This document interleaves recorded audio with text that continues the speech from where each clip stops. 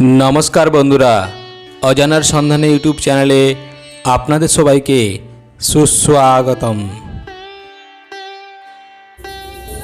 बंधुरा आज आमी आपनादेर काछे एक अपूर्व कथा निये उपस्थापन करते चलेछि जा श्रवण करा अत्यंत सौभाग्येर एवं पुण्येरो बटे। এই অপূর্ব কথা শ্রবণে ভগবান শ্রী রামচন্দ্র এবং তার পরম ভক্ত তথা বাহন হনুমানজির কৃপা বর্ষিত হতে থাকে। বন্ধুরা আজকের ভিডিওতে আমরা শ্রবণ করব ভগবান শ্রী রামচন্দ্রের জন্ম কাহিনী যা রামনবমী তিথি হিসাবে খ্যাত এবং আমরা শ্রবণ করব যেভাবে শ্রী রামচন্দ্র মৃত্যুবরণ করেছিলেন অথবা অন্তর্হিত হয়ে বৈকুণ্ঠে গমন করেছিলেন। সেই অপূর্ব সুন্দর কথা শ্রবণ করতে চলেছি আমরা।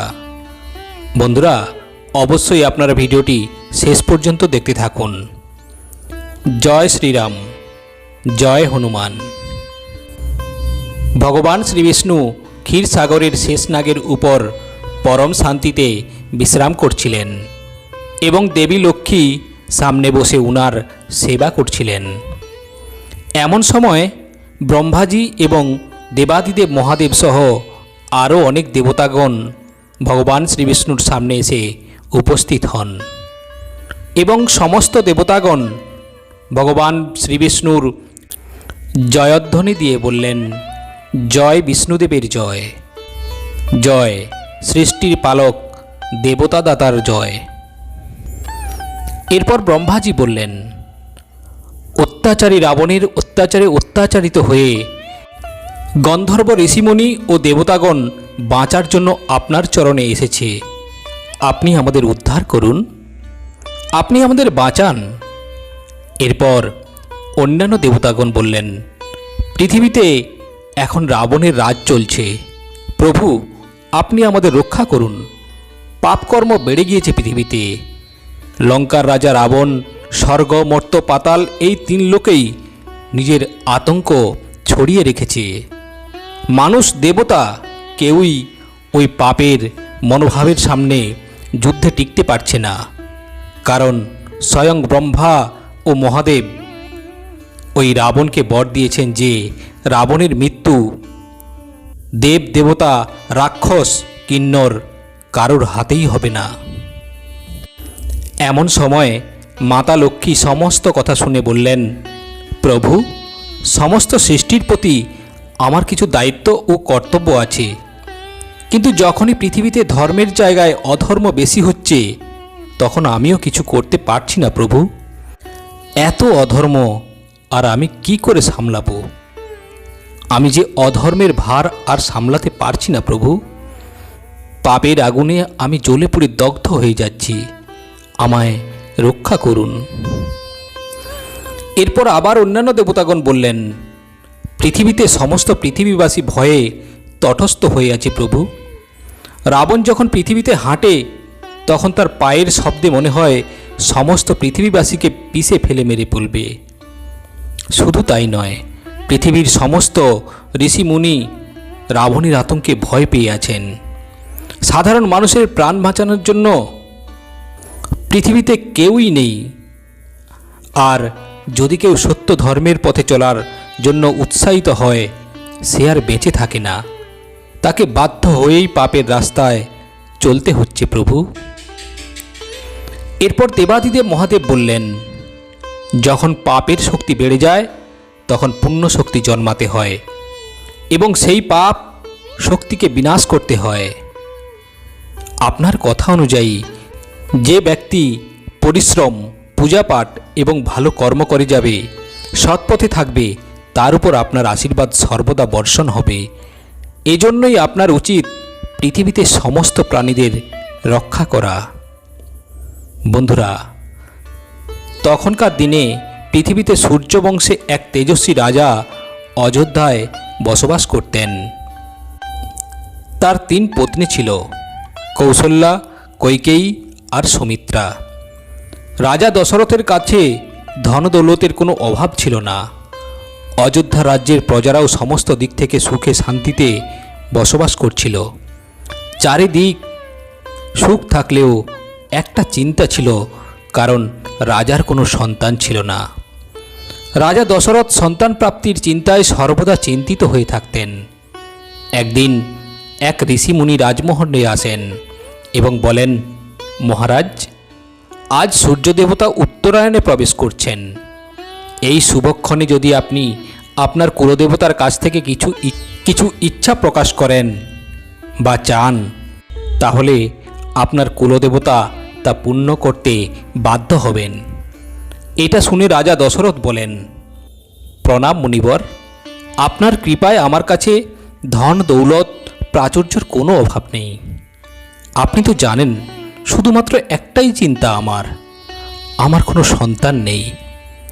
আমার শুধু ভয় হয় সূর্যবংশ যেন আমার সাথেই শেষ না হয়ে যায়।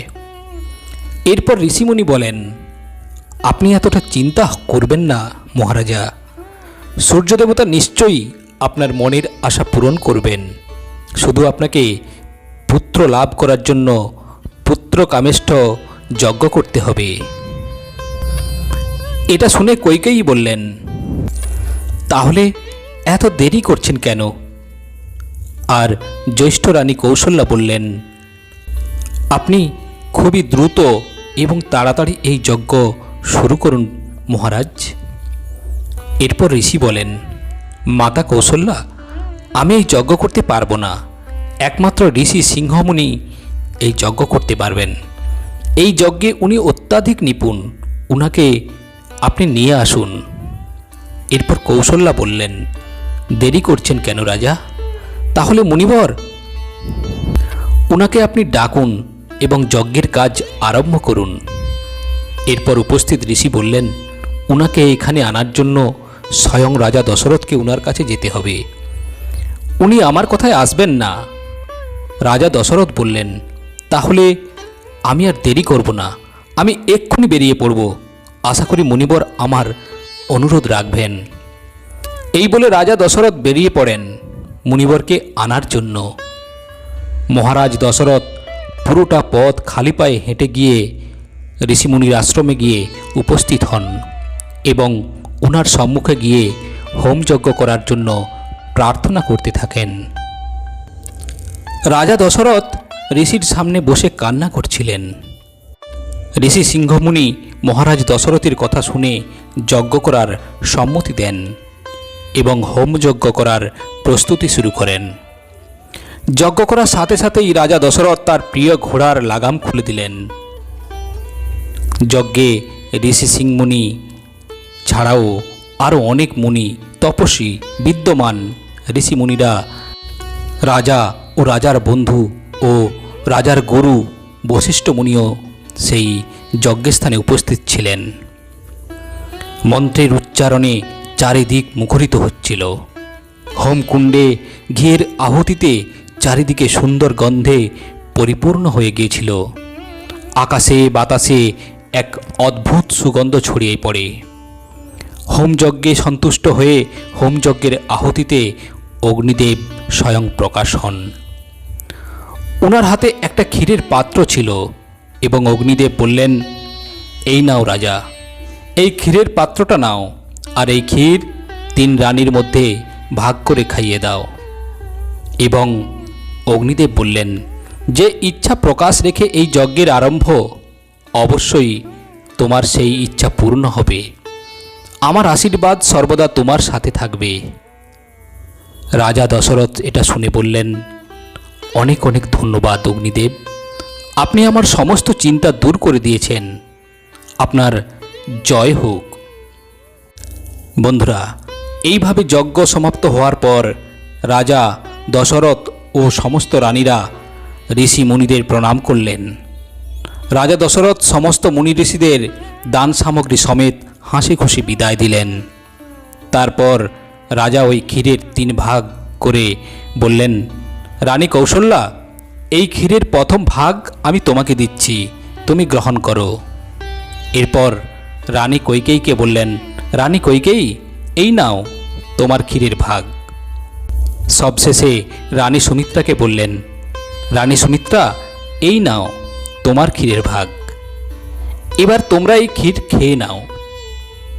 বন্ধুরা, এরপর প্রথমে রানী কৌশল্যা রানী সুমিত্রাকে বলেন, সুমিত্রা, তুমি সবার থেকে ছোট, এই নাও আমার থেকে কিছুটা ক্ষীরের ভাগ নাও। এরপর রানী কইকেয়ী রানী কৌশল্যাকে সমর্থন করে বললেন, আপনি ঠিকই বলেছেন দিদি। রানী কইকেয়ী রানী সুমিত্রাকে বলেন, তাহলে আমার থেকেও কিছুটা ক্ষীর তুমি খাও সুমিত্রা। বন্ধুরা, আসলে রানী কৌশল্যা এবং রানী কইকেয়ী তাদের ছোট বোন সুমিত্রাকে খুব ভালোবাসত। এইভাবে রানী সুমিত্রা এক ভাগ নয়, ক্ষীরের 2 ভাগ খেয়ে নেয় এবং কিছুদিন পরে যজ্ঞের প্রভাবে রাজার 3 পত্নী গর্ভবতী হয়। আর চৈত্র মাসের শুক্লপক্ষের নবমী তিথির দিন পুনর্বসু নক্ষত্র লগ্নে রাজার সবথেকে বড় রানী কৌশল্যা এক শিশুর জন্ম দেন এবং সেই শিশু ছিল খুব সুন্দর ও তেজস্বী। কিন্তু এই শিশু অন্য কেউ ছিল না, এই শিশু ছিলেন স্বয়ং ভগবান শ্রীবিষ্ণুর অবতার। এরপর রানী কইকেয়ী এক পুত্র এবং রানী সুমিত্রা 2 পুত্রের জন্ম দেয়। এইভাবে 4 পুত্র জন্মলাভ করার পর রাজা দশরথ খুবই আনন্দিত হয় এবং পুরো রাজ্যে উৎসব পালন হয়। কিছুদিন পর রাজার পুত্রদের নামকরণের অনুষ্ঠান শুরু হয় এবং ঋষি বশিষ্ঠ মুনি পুত্রদের নামকরণ করেন। রাজা দশরথের বড় পুত্রের নাম রাম, দ্বিতীয় পুত্রের নাম ভরত, তৃতীয় পুত্রের নাম লক্ষণ এবং সব থেকে ছোট পুত্রের নাম শত্রুঘ্ন রেখেছিলেন। রাজার ছোট ছোট বালকের হাসিতে পুরো মহল যেন খুশিতে মুখরিত হচ্ছিল। সমস্ত অযোধ্যা রাজ্যের প্রজাগণ আনন্দ উৎসব পালন করছিল এবং দেবতাগণ ভগবান শ্রীরামচন্দ্রের জন্ম দেখে আনন্দিত হয়ে আকাশ থেকে পুষ্পবর্ষণ করছিলেন। পুরো সংসার ভগবান রামচন্দ্র জন্মের উৎসব পালন করছিল। বন্ধুরা, তারপর থেকে চৈত্র মাসের নবমী তিথিকে ভগবান রামচন্দ্রের জন্মতিথি হিসাবে পালন করা হয়, যা রামনবমী নামে পরিচিত। বন্ধুরা, এখন আমরা জানব ভগবান শ্রীরামচন্দ্রের মৃত্যু কিভাবে হয়েছিল। যদি আরও ভালোভাবে বলা যায়, ভগবান শ্রীরামচন্দ্র কিভাবে অন্তর্হিত হয়েছিলেন এবং বৈকুণ্ঠে গমন করেছিলেন। বন্ধুরা, পুরাণ কথা অনুযায়ী ভগবান রামচন্দ্র ত্রেতা যুগের সমস্ত কাজকর্ম সেরে ফেলেছিলেন এবং ওনার সমস্ত লীলাকার্য শেষ হয়ে গিয়েছিল। কিন্তু সময় শেষ হয়ে গেলেও মৃত্যুর দেবতা ভগবান শ্রীরামচন্দ্রের প্রাণ নিতে আসতে পারছিলেন না, কারণ রামদূত হনুমান ভগবান রামচন্দ্রের প্রাণ রক্ষক ছিলেন। হনুমান মহাকালের দূত ছিলেন, তাই হনুমানের আরাধ্য দেবতা রামচন্দ্রের প্রাণ কেড়ে নেওয়ার ক্ষমতা না কোনো যমরাজের ছিল, না কোনো অন্য দেবতাদের। কিন্তু সময়ের কালচক্র চালানোর জন্য ভগবান রামচন্দ্রের মৃত্যু হওয়াটা খুবই জরুরি ছিল। ভগবান রামচন্দ্র এই সমস্যা সমাধানের জন্য একটা উপায় বের করলেন। তিনি তার হাতের একটা আংটি খুলে ওই রাজমহলের কোনো একটা গর্তে লুকিয়ে রাখলেন এবং তারপর হনুমানকে বললেন, হনুমান, আমার আংটি এই মহলের এক গভীর গর্তে পড়ে গেছে, যে গর্তটা পাতাল লোকে গেছে। তুমি ওই পাতাল লোকে থেকে আমার আংটিটা এনে দিতে পারবে? হনুমান বললেন, প্রভু, আপনি শুধু আমাকে একবার আদেশ করে দেখুন, আমি এক্ষুনি যাচ্ছি, আপনার আংটি নিয়ে আসছি। হনুমান ক্ষুদ্র আকার ধারণ করে ওই গর্তের মধ্যে ঢুকে গেলেন এবং আংটি আনতে পাতাল লোকে চলে গেলেন। কিন্তু হনুমান যতই আংটিটাকে ধরতে যাচ্ছে, ততই আংটি যেন আরও গভীরে তলিয়ে যাচ্ছে। অনেক কষ্ট করে হনুমান পাতাল লোকে প্রবেশ করে এবং সেখানে দেখা হয় নাগরাজের সঙ্গে। নাগরাজ হনুমানকে এমন একটা ঘর দেখালেন যেখানে অসংখ্য আংটি পড়েছিল। নাগরাজ বললেন, এই ঘরে অসংখ্য আংটি আছে, আপনি প্রভু রামচন্দ্রের আংটি খুঁজে নিয়ে যান। এই বলে নাগরাজ সেই রুম থেকে বেরিয়ে গেলেন। আর এত আংটি দেখে হনুমান খুব চিন্তায় পড়ে যায়। হনুমান ভাবল, এখানে এত আংটি আছে, এর মধ্যে আমার প্রভু রামচন্দ্রের আংটি কোনটা আমি কিভাবে বুঝব? হনুমান তখনই তার প্রভু রামচন্দ্রের আংটি ওই কক্ষের মধ্যে খুঁজতে থাকে এবং হনুমানের আংটি খুঁজতে অনেকটা সময় লাগছিল। এদিকে এই সুযোগে হনুমানকে অনেকক্ষণ অযোধ্যা নগরীতে না দেখতে পেয়ে সেখানে পৌঁছায় মৃত্যুর দেবতা যমরাজ। তারপর যমরাজ এক সাধুর বেশ ধরে মহলের মধ্যে প্রবেশ করেন এবং রামচন্দ্রের সাথে দেখা করে বললেন, প্রভু, আপনি কথা দিন আমাদের দুজনের কথা গোপন রাখবেন এবং যে আমাদের দুজনের কথা লুকিয়ে লুকিয়ে শুনবে তাকে আপনি মৃত্যুদণ্ড দেবেন। তারপর প্রভু শ্রীরামচন্দ্র বললেন, আপনি নিশ্চিন্তে থাকুন সাধু বাবা, আমি এক্ষুনি মহলের সবাইকে বাইরে বের করে দিচ্ছি। তারপর প্রভু শ্রীরামচন্দ্র তার প্রিয় ভাই লক্ষ্মণকে ডাকলেন আর বললেন, ভাই লক্ষ্মণ, এই সাধু আমার সঙ্গে কিছু গোপন কথা বলতে চান। ততক্ষণ তোমরা সকলে রাজমহলের বাইরে থাকবে আর পাহারা দেবে যাতে কেউ না রাজমহলের ভেতরে প্রবেশ করে। প্রভু শ্রীরামচন্দ্র আরও বললেন, কেউ যেন মহলের ভেতরে প্রবেশ করতে না পারে এটা খেয়াল রেখো, নয়তো তুমি শাস্তিস্বরূপ মৃত্যুদণ্ড পাবে। ভাই লক্ষ্মণ বললেন, ঠিক আছে ভাই, আমি আপনার আদেশ অক্ষরে অক্ষরে পালন করব। লক্ষ্মণ রাজমহলের বাইরে চলে যায়। আসার পর সেই সাধু নিজের রূপে ফিরে আসে এবং ভগবান শ্রীরামচন্দ্রকে নিজের যমরূপ দেখান। তারপর বললেন, প্রভু, আমি আপনার সেবক, আপনি আমাকে কিছু দায়িত্ব দিয়েছেন। আমার কাজ এই সংসারে থাকা সমস্ত জীবজন্তুর সময় মতো প্রাণ নিয়ে নেওয়া। আমি ভগবান শিব এবং ব্রহ্মার আজ্ঞা নিয়েই আপনার কাছে এসেছি। প্রভু, আপনার জীবনকালের দশা শেষ হয়েছে। প্রভু, এবার আপনাকে স্বর্গে আপনার বৈকুণ্ঠধামে ফেরত যেতে হবে এবং স্বর্গের দেবতারা আপনাকে বিশ্বরূপের রূপ দেখে বিচলিত এবং আনন্দমুখর হয়ে উঠবেন এবং কালচক্র ও সময়চক্র আবার যথারীতি চলতে শুরু করবে। ভগবান শ্রীরামচন্দ্র কিন্তু অন্তর্যামী, তাই যমরাজের কথাগুলো শুনে মনে মনে খুব মজা পাচ্ছিলেন। এমন সময় রাজমহলে চলে আসে দুর্বাসা মুনি। দুর্বাসা মুনিকে আসতে দেখে লক্ষ্মণ খুবই চিন্তায় পড়ে যায়।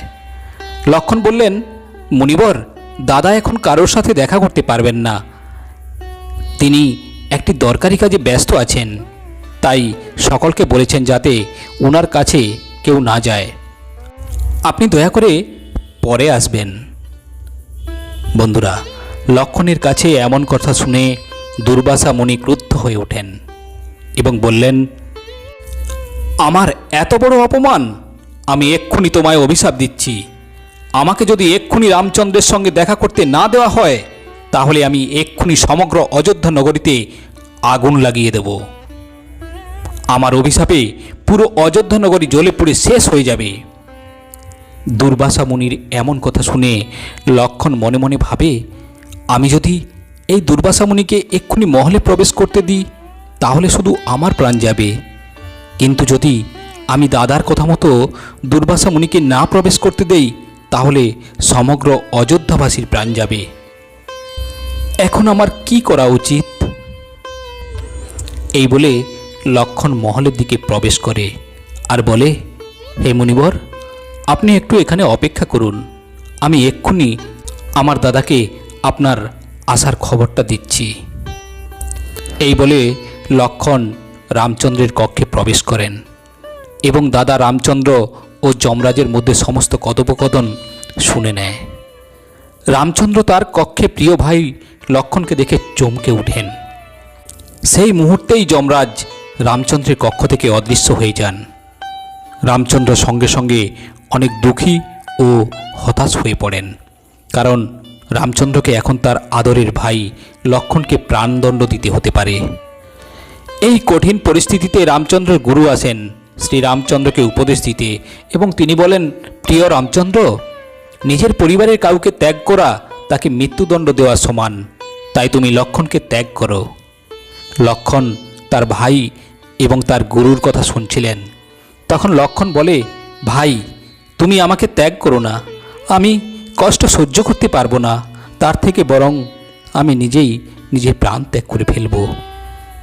এরপর লক্ষণ অযোধ্যার সরায়ু নদীতে নিজের প্রাণ ত্যাগ করলেন তার দাদাকে দেওয়া কথার জন্য, এবং শেষনাগের রূপ নেয় এবং শেষনাগের রূপ নিয়ে ভগবান শ্রী বিষ্ণুর বৈকুণ্ঠ ধামে বৈকুণ্ঠ নগরে চলে যায়। এরপর রামও নিজের ভাইয়ের শোকে সরায়ু নদীতে নিজের জল সমাধি নিয়ে নিজের প্রাণত্যাগ করে এবং নিজের বাসভূমি বৈকুণ্ঠে চলে যান। এদিকে কিছুক্ষণের মধ্যে হনুমান আংটি নিয়ে প্রাসাদে ফিরে আসেন এবং হনুমান তার আরাধ্য দেবতা শ্রীরামচন্দ্রকে তার সিংহাসনে দেখতে না পেয়ে ভীষণই কষ্ট পায় আর বলে, হে প্রভু, আপনি জেনে বুঝে আমাকে পাতাল লোকে পাঠিয়েছিলেন যাতে আমি আপনাকে আটকাতে না পারি। প্রভু, আমি আপনার আদেশ অনুসারে পৃথিবীতেই থাকব এবং যেখানে আপনার নাম গান ভজন হবে সেখানেই আমার কৃপা বর্ষণ হবে। বন্ধুরা, এজন্যই বলে যেখানে ভগবান রামের গান ভজন কীর্তন হয় সেখানে হনুমানজি অবশ্যই যায় এবং নিজের আশীর্বাদ অবশ্যই দেন। বন্ধুরা, আশা করি আপনি সম্পূর্ণ ভিডিওটি শুনেছেন ভক্তি ভরে। জয় শ্রীরাম, জয় শ্রী হনুমানজির জয়। বন্ধুরা, যদি আজকের ভিডিওটি আপনাদের ভালো লেগে থাকে তাহলে ভিডিওটিতে একটি লাইক দিয়ে দিন আর সেই সঙ্গে সঙ্গে কমেন্টস বক্সে অবশ্যই লিখুন জয় শ্রীরাম, জয় হনুমান। আজ এই পর্যন্ত, আবারও আসবো পরের ভিডিও নিয়ে। ততক্ষণ ভালো থাকবেন, সুস্থ থাকবেন। নমস্কার।